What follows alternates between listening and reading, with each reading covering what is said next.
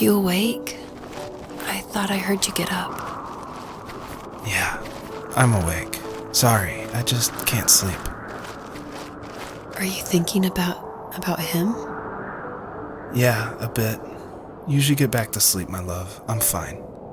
No, it's okay. What else is on your mind?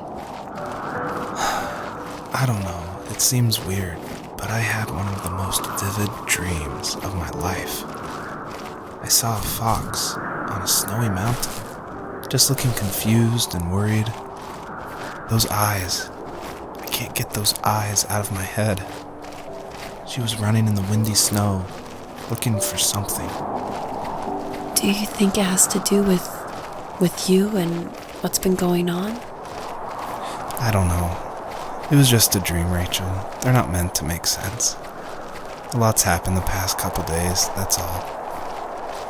Well, if you're not going to sleep anyway, you should tell me. I want to hear. All right.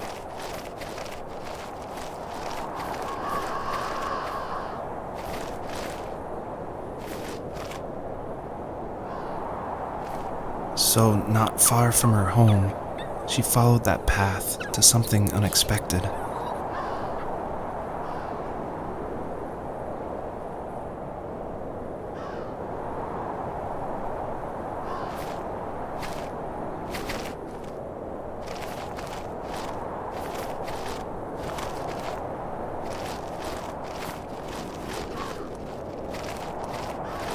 She couldn't stay, though. She had to find her other 2 children. So she took that path. She followed it towards something ancient. Something with answers.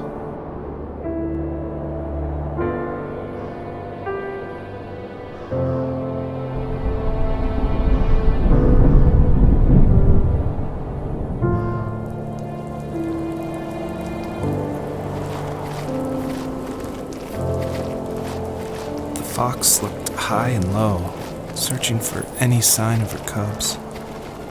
Points of light showed the way to this ancient tree. It was as if each one had a story to tell, all their own. The land was trying to tell my story, too. I felt like I was right behind her the whole time.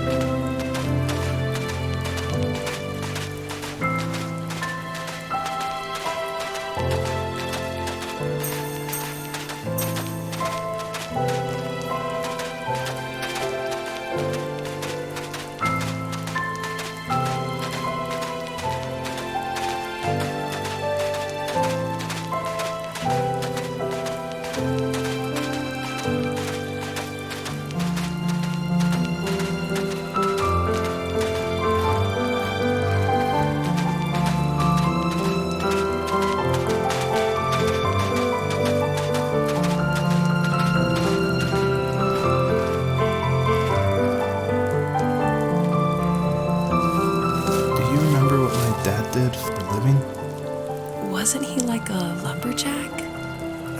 That's one way of putting it. If wood was a canvas, then a carving knife was his paintbrush. Even after working a 50-hour week, even after his hands were more splinters than skin, he would bring home the nicest piece of Alaskan weeping cedar and make me toys. That wooden train was the first toy I can remember, and I loved it. I just knew from a young age I was going to be a lumberjack, like my father.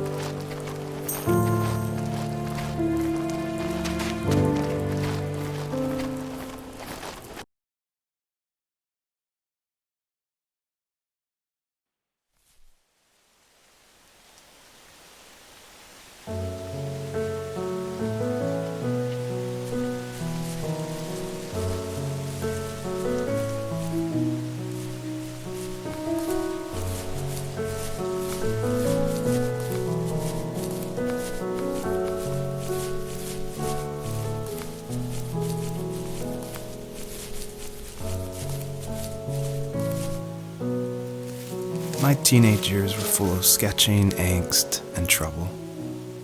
I wasn't popular or unpopular. Maybe just forgettable.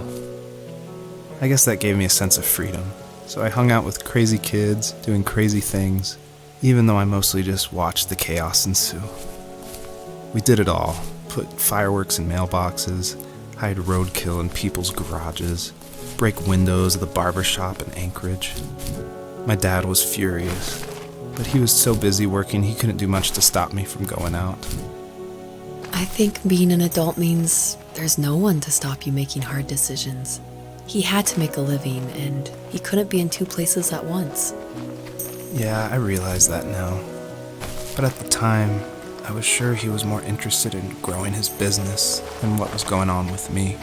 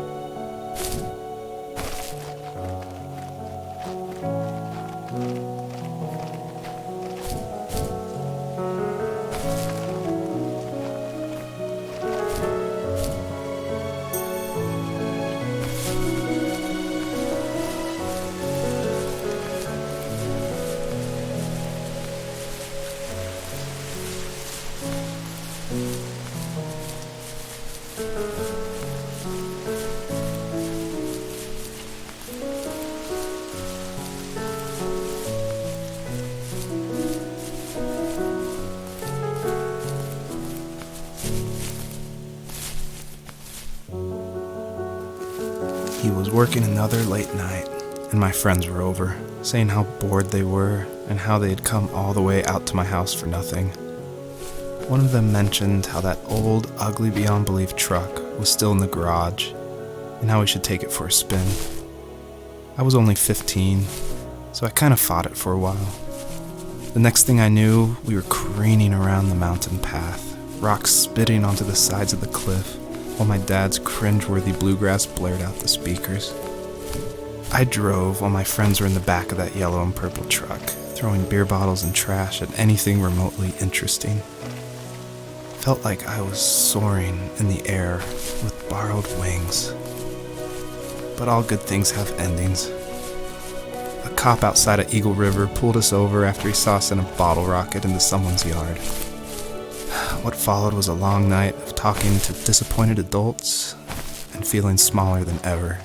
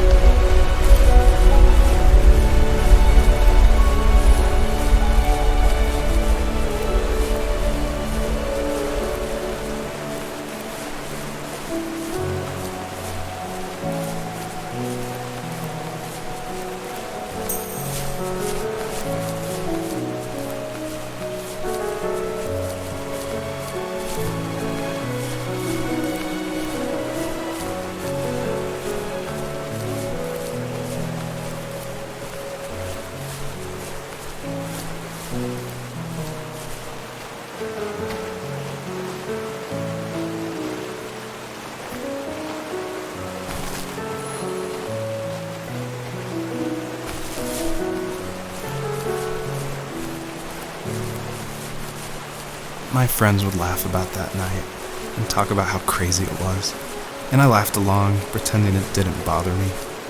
But it did. I imagined my friends growing old in the bush, unable to find that thrill in those godforsaken ice fields. It's like those mountains were a literal wall, keeping me from leaving, where all I would have to look forward to are lumber yards and evening beers. I had to climb over. That was my only goal for a long time.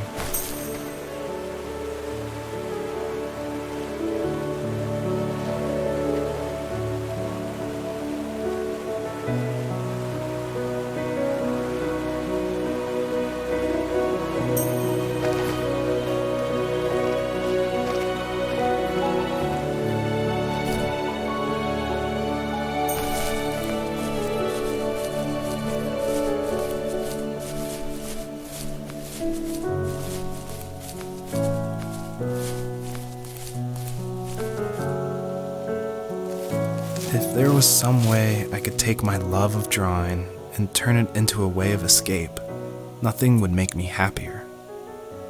I wanted to create instead of tearing trees down. I wanted to move to the lower 48, not because I hated it there in Alaska, but I hated the idea of it. It's like all of that spite inside me had created this monster which followed me around my whole teenage years. I put so much energy into doing what others didn't expect of me. Why did I do that? There's one fact you're forgetting, though. If you didn't have that fire in you, we probably would have never met. You're absolutely right. Maybe the destination is all that matters in the end. But then why am I awake? Why am I seeing this fox go on her journey? And why can't I stop thinking about my dad?